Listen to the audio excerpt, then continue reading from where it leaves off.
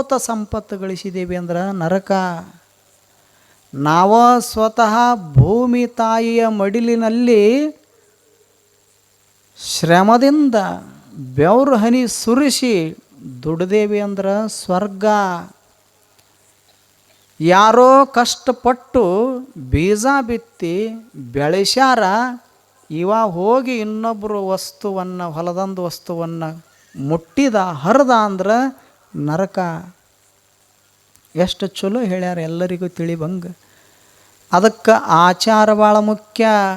ಅದಕ್ಕೆ ನಮ್ಮ ಕೈಗಳಿಗೆ ಸಹಿತ ಆಚಾರ ಕಲಿಸಿಕೊಡ್ಬೇಕು. ಆ ಬಳಿಕ ಮಾತಿಗೆ, ನಾಲಿಗೆಗೆ ಸಹಿತ ಆಚಾರ ಗೊತ್ತಿರಬೇಕು. ಕೆಟ್ಟ ಶಬ್ದಗಳನ್ನು ಬಳಸಿದ್ದೇವೆ ಅಂದ್ರೆ ಅನಾಚಾರಿಗಳು.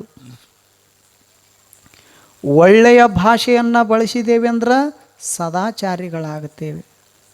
ನಾಲ್ಗೆ ತುದಿ ಮೇಲೆ ಸ್ವರ್ಗ ನರಕ, ಕೈಯೊಳಗೆ ಸ್ವರ್ಗ ನರಕ. ನಮ್ಮನ್ನು ಬಿಟ್ಟು ಎಲ್ಲಿ ಇಲ್ಲ ಸ್ವರ್ಗ ನರಕ, ನಮ್ಮೊಳಗೆ ಅದಾವು. ಆದ್ರೆ ತಿಳ್ಕೊಂಡು ಒಂದಿಷ್ಟು ಬಾಳಿ ಬದುಕೋದದ. ಅದಕ್ಕೆ ಸದಾಚಾರ ಭಾಳ ಮುಖ್ಯ. ಭಕ್ತನಿಗೆ ಹೂವದ ಸುವಾಸ ಇಲ್ಲಂದ್ರೆ ಹೂವಿಗೆ ಬೆಲೆ ಇಲ್ಲ, ಕೆರೆ ಅದ ನೀರಿಲ್ಲಂದ್ರೆ ಕೆರೆಗೆ ಬೆಲೆ ಇಲ್ಲ.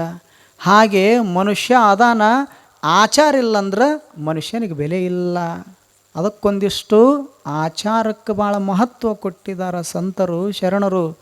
ಬಸವಣ್ಣನವರಂದರು, ಯಾರ್ಯಾರ ಅಂಗದ ಮ್ಯಾಲ ಲಿಂಗ ಅದಾವಲ್ಲ ಅವರೆಲ್ಲರೂ ಕೂಡಲ ಸಂಗಮ ದೇವಂದರು. ಆದ್ರೆ ಚನ್ನ ಬಸವಣ್ಣವ್ರು ಒಪ್ಪಲಿಲ್ಲ. ಬರೀ ಲಿಂಗ ಕಟ್ಟಿದ ಮಾತ್ರಕ್ಕೆ ಕೂಡಲ ಸಂಗಮ ದೇವ ಆಗಾಕೆ ಬರೋದಿಲ್ಲ, ಅದರಂಗೆ ನಡಿಬೇಕಂದ್ರೆ ಅವರು. ಮಾವು ಹಂಗಂದ, ಅಳಿಯ ಹಿಂಗಂದ. ಅದಕ್ಕೆ ಜ್ಞಾನಿ, ಚಿನ್ಮಯ ಜ್ಞಾನಿ ಅಂದರು. ನಿನ್ನ ಮಾತು ನಾವು ಒಪ್ಪುದಿಲ್ಲ ಅಂದ್ರೆ ಅವರು ಬಸವಣ್ಣವ್ರಿಗೆ. ನಿನ್ನ ಪ್ರಕಾರ ಕೂಡಲ ಸಂಗಮನ ದೇವನ್ ನೀ ಕಾಣು, ನಂದು ಹಂಗಿಲ್ಲ. ಲಿಂಗ ಕಟ್ಟಿ ಕೊರಳಾಗ ರುದ್ರಾಕ್ಷಿ ಹಾಕ್ಕೊಂಡು ವಿಭೂತಿ ಪಟ್ಟ ಬಡ್ಕೊಂಡು ಇನ್ನೊಬ್ಬರು ವಸ್ತು ಕದ್ಕೋತ ಹೋದ್ರೆ ಆಚಾರ ಅಂತಾರನು? ಕೂಡಲ ಸಂಗಮ ದೇವ ಅನ್ನಕ್ಕೆ ಬರ್ತೈತಿನು ಚನ್ನ ಬಸವಣ್ಣವರು? ಹಂಗೆ ವೇಷದೊಳಗೆ ಭಕ್ತರಾದ್ರೆ ಸಾಲೋದಿಲ್ಲ, ಆಚಾರ ಇದು ಭಾಳ ಮುಖ್ಯ. ಅದಕ್ಕೆ ನಾಲಿಗೆಗೆ ಸಹಿತ ಆಚಾರ ಗೊತ್ತಿರಬೇಕು. ಅದಕ್ಕೆ ದಾಸರು ಹೇಳ್ಯಾರ, ಆಚಾರವಿಲ್ಲದ ನಾಲಿಗೆ ಬಿಡು ನಿನ್ನ ನೀಚ ಬುದ್ಧಿಯ ನಾಲಿಗೆ. ಎಷ್ಟು ಚಲೋ ಹೇಳ್ಯಾರ ದಾಸರು. ಆಚಾರ ಅಂದ್ರೇನು? ಸುಂದರವಾದ ಮಾತುಗಳನ್ನು ಆಡಬೇಕು. ಮಾತು ಕೇಳಿದ್ರೆ ಹಿತ ಅನ್ನಿಸ್ಬೇಕು, ಮನಸ್ಸು ಹೂವಿನಂಗೆ ಅರಳಬೇಕು, ಭಾವ ವಿಶಾಲ ಆಗಬೇಕು. ಅಂಥ ಮಾತುಗಳನ್ನು ಆಡಬೇಕು. ಕೆಲವ್ರು ಆಡ್ತಿರ್ತಾರೆ ನೋಡು, ಅಂತಿರ್ತಾರೆ ಹಳ್ಳ್ಯಾಗ, ಏನು ಹಚ್ಚಾನ ಮುಂಜಾನಿಂದ ಸಂಜೆ ತನಕ, ಕಟ್ಟಿಗೆ ಬಾಯಾಗಿದ್ರೆ ಸಿಡಿದು ಬೀಳ್ತಿತ್ತು, ತೊಗಲಿಂದಂತ ಉಳ್ದೈತೆ ಅಂತಿರ್ತಾರೆ. ಅಂದ್ರೆ ಒಬ್ಬೊಬ್ಬರು ಹಿಂಗೆ ಮಾತಾಡ್ತಿರ್ತಾರಲ್ಲ, ಮುಂಜಾನೆ ಕೌದ್ಯಾಗ ಮಾತಾಡ್ಕೋತನ ಹೇಳೋದು, ಮತ್ತು ಸಂಜೆಗೆ ರಾತ್ರಿ ಊಟ ಮಾಡಿ ಮಾತಾಡ್ಕೋತನ ಮಲಗೋದು. ಒಂದು ಮಾತು ಇನ್ನೊಬ್ಬರಿಗೆ ಹಿತ ಅನಿಸಿಲ್ಲ, ಸಂತೋಷ ಕೊಟ್ಟಿಲ್ಲ, ಸುಖ ಅಂತ ಅನಿಸಿಲ್ಲ. ಆಡಬಾರದ ಮಾತುಗಳನ್ನು ಆಡ್ಯಾನ ಅಂದ್ರೆ ಇದರ ಅರ್ಥ ನಾಲಿಗೆಗೆ ಆಚಾರ ಕಲಿಸಿಕೊಟ್ಟಿಲ್ಲ ಅಂತ ಅರ್ಥ. ಒಬ್ಬ ಹುಡುಗ ಹೊರಟಿದ್ದ ಶಾಲೆಗೆ. ಹೋಗುವಾಗ ಹುಡುಗರು ಹಂಗೆ ಹೋಗ್ತವೆ, ಒಂದಿಷ್ಟು ಕಲ್ಲ ಆವ ಈವ ಆ ಕಡೆಗೆ ಈ ಕಡೆಗೆ ಚೆಲ್ಲಕೋತ ಒಗದಾಡ್ಕೋತ ಆಟ ಆಡ್ಕೋತ ಹೊರಟಿತ್ತದು. ಊರಾಗನ ದೊಡ್ಡ ಸಿರಿವಂತರ ಮನೆ ಇತ್ತು. ಮನೆ ಮ್ಯಾಲ ಮನೆ ಕಟ್ಟಿದ್ರು ಅವರು, 2 ಅಂತಸ್ತಿನ ಮನೆ. ಮೊದಲ ಸಿರಿವಂತರು 100 ಎಕರೆ ಜಮೀನು ಗಳಿಸಿದ್ರು.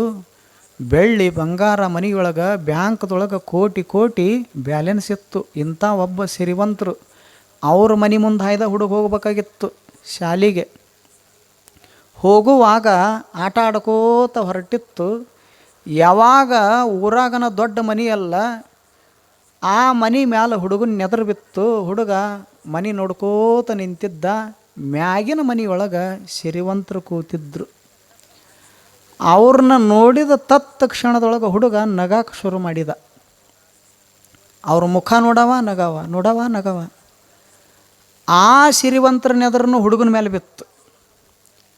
ಅವ್ರಂದ್ರು, ನನ್ನ ನೋಡಿ ನಗತಾನ, ನನ್ನ ಮುಖದಾಗ ಏನಾರ ಅದ ಅಂತ ತಿಳ್ಕೊಂಡು ಅವರು ಸೇವಕರಿಗೆ ಕೇಳಿದ್ರು. ಅವರು ಸಿರಿವಂತರು ಹಿಂದಿಬ್ಬರು ಸೇವಕರು ನಿಂತಿದ್ದರು.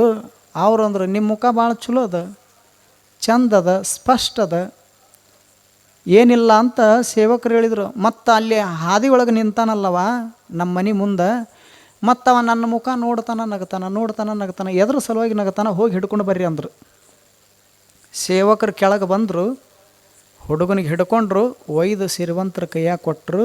ಸಿರಿವಂತರು ಕೇಳಿದ್ರು, ಅಲ್ಲೋ ಅರ್ಧ ಗಂಟೆ ಆಯಿತು ನನ್ನ ನೋಡ್ತಿದ್ದಿ, ನಗುವಂಥದ್ದು ಅಂಥದ್ದೇನದ ನನ್ನ ಮುಖದೊಳಗಂತ ಸಿರಿವಂತರು ಕೇಳಿದರು.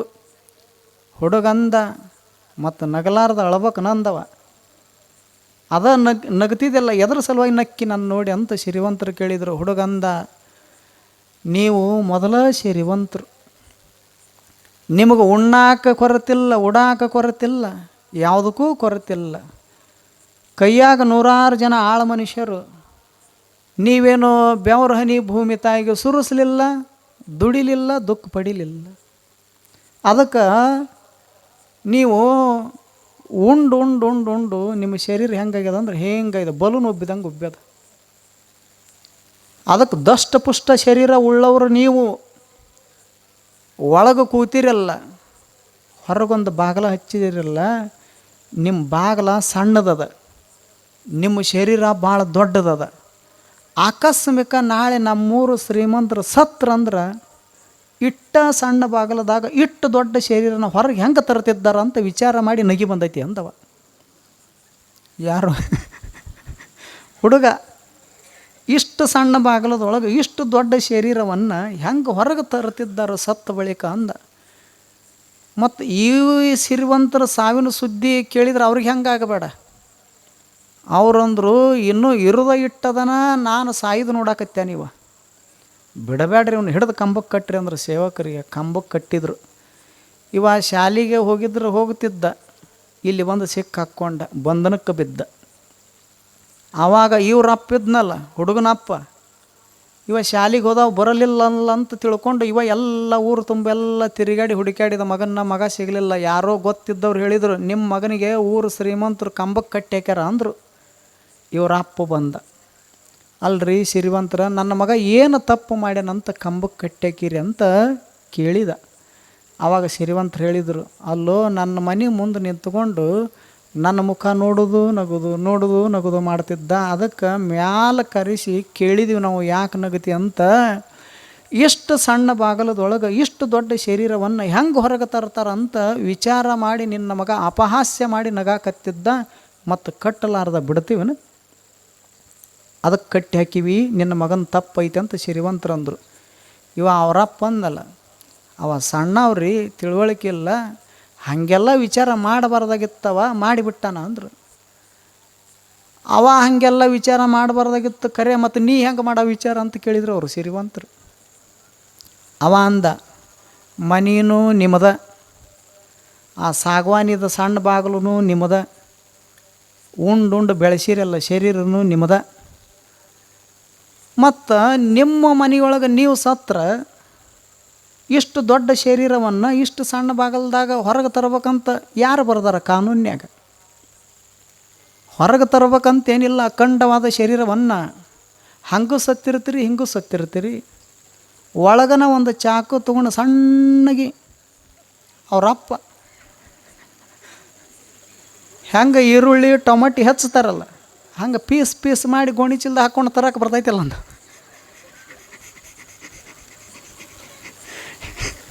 ಅವ್ರು ಹೆಂಗೆ ಆಗಿರಬೇಡ, ಅವ್ರ ಮುಂದೆ ಹಿಂಗೆ ತಂದ್ರೆ ನಡೀತೈತಲ್ಲ ಅಂದವ. ಮಗನ ಬಿಡ್ರಿ ಇವನು ಕಟ್ರಿ ಅಂದ, ಅವನು ಬಿಡ್ರಿ ಇವನು ಮೊದಲು ಕಟ್ಟಿ ಹಾಕ್ರಿ ಅಂದ. ಇವನ್ನ ಕಟ್ಟಿ ಹಾಕಿದ್ರು, ಮಗನ್ನ ಕಟ್ಟಿ ಹಾಕಿದ್ರು. ಇವ್ರಪ್ಪಿದ್ದ ರುಮಾಲ ಸುತ್ತಕೊಂಡು ಮೊಮ್ಮಗ ಹೋದವನು ಬರಲಿಲ್ಲ ಶಾಲೆಗೆ, ಮಗ ಹೋದವನು ಬರಲಿಲ್ಲ. ಇವರಿಬ್ಬರನ್ನ ಹುಡುಕಾಡ್ಕೊಂಡು ಅವ ಬಂದ. ಯಾರೋ ಹೇಳಿದ್ರು ಬಲ್ಲವರು, ನಿನ್ನ ಮಗನ್ನ ಊರು ಸಾವುಕಾರ ಕಟ್ಟಿ ಹಾಕ್ಯಾನ ಅಂತ ಹೇಳಿದರು. ಇವ ಕಪ್ಪತ್ತು ಗುಡ್ಡದಂಥ ರುಮಾಲ ಸುತ್ಕೊಂಡು ಬಂತಿದ್ದು ಮುತ್ಯ. ಯಾಕ್ರಿ ಸಾವುಕಾರ ನನ್ನ ಮಗನ ಕಟ್ಟಿ ಹಾಕಿರಿ ಅಂತ ತಪ್ಪು ಅವ್ರು ಏನು ಮಾಡ್ಯಾರಂತ ಇವ ಕೇಳಿದ. ನೋಡಪ್ಪ, ನಿನ್ನ ಮೊಮ್ಮಗ ಶಾಲೆಗೆ ಹೋಗೋದು ಬಿಟ್ಟು ಮನೆ ಮುಂದೆ ನಿಂತು ಅಪಹಾಸ್ಯ ಮಾಡಿ ಮುಖ ನೋಡಿ ನಗುತ್ತಿದ್ದ. ಕರೆಸಿ ಕೇಳಿದ್ವಿ, ಯಾಕೆ ನಗುತ್ತಿದ್ದೀವೋ ತಮ್ಮ ಅಂತ ಕೇಳಿದ್ವಿ. ಇಷ್ಟು ಸಣ್ಣ ಬಾಗಲದೊಳಗೆ ಇಷ್ಟು ದೊಡ್ಡ ಶರೀರವನ್ನು ಹೊರಗೆ ಹೆಂಗೆ ತರ್ತಿದ್ದಾರು ನಮ್ಮೂರು ಸಾವುಕಾರಂದು ಅಂತ ನೆನಪು ಮಾಡ್ಕೊಂಡು ನಗಾಕತ್ತೀನಿ ಅಂದ. ಮತ್ತು ನಮಗೆ ಸಿಟ್ಟು ಬಂತು. ನಿನ್ನ ಮೊಮ್ಮಗನ ತಪ್ಪು ಅನಿಸಿತು, ಕಟ್ಟಿ ಹಾಕಿವಿ. ಆವಾಗ ಮುತ್ಯ ಅಂದ, ಮತ್ತು ನನ್ನ ಮಗ ಅಂಥದ್ದೇನೋ ತಪ್ಪು ಮಾಡ್ಯಾನ ಅಂದರು. ನಿನ್ನ ಮೊಮ್ಮಗ ಬರೀ ನೋಡಿ ನಕ್ಕ, ಆದ್ರೆ ನಿನ್ನ ಮಗ ಅದನಲ್ಲಿ ಇವ ನಿಂತಾನಲ್ಲಿ. ಇವ ಇಷ್ಟು ಸಣ್ಣ ಬಾಗಲದೊಳಗೆ ಇಷ್ಟು ದೊಡ್ಡ ಶರೀರವನ್ನು ಹೊರಗೆ ತರಬೇಕಂತ ನೇಮಿಲ್ಲ, ಕಾನೂನ್ಯಾಗ ಯಾರೂ ಬರೋದಿಲ್ಲ. ಸಣ್ಣಗೆ ಹೆರ್ಜಿ ತರ್ತಾನಂತೀವ, ಪೀಸ್ ಮಾಡಿ ತರ್ತೀನಿ ಅಂದ. ಮತ್ತು ಇದನ್ನು ಅನಿಸ್ಕೊಂಡು ನಾ ಹೆಂಗೆ ತಾಳಿ, ಅದಕ್ಕೆ ಸಿಟ್ಟು ಬಂದು ಇವನು ಕಟ್ಟಾಕಿನಿ ಅಂದ. ಮುತ್ಯ ಸುಮ್ಮ ಇರ್ಬೇಕಿಲ್ಲ, ಅವರಿಬ್ಬರಿಗೆ ತಿಳುವಳಿಕಿಲ್ರಿ, ಹಾಗೆಲ್ಲ ವಿಚಾರ ಮಾಡಬಾರ್ದಾಗಿತ್ತು ಅಂದಿವ. ಮತ್ತು ನೀ ಹೆಂಗೆ ಮಾಡೋ ವಿಚಾರ ಅಂತ ಶ್ರೀವಂತರು ಕೇಳಿದರು. ಅವಾಗ ಇವ ತನ್ನ ವಿಚಾರನ ತಾನು ಹೇಳಿದ. ಇಂದಲ್ಲ ನಾಳೆಗೆ ಹೇಳ್ತಾನೆ. ಮತ್ತು ನಾಳೆಗೆ ಬರ್ರಿ, ತಮ್ಮೆಲ್ಲರಿಗೂ ನಮಸ್ಕಾರ. ನಿಮಗೆ ದಯಮಾಡಿ ಒಂದು ವಿನಂತಿ ಮಾಡ್ಕೋತೀವಿ, ಇಲ್ಲಿ ಖುಲ್ಲಾ ಜಾಗ ಬಿಟ್ಟಿರಲ್ಲ, ಹಂಗೆ ಬಿಡಕ್ಕೆ ಹೋಗ್ಬೇಡ್ರಿ. ಬರೋದು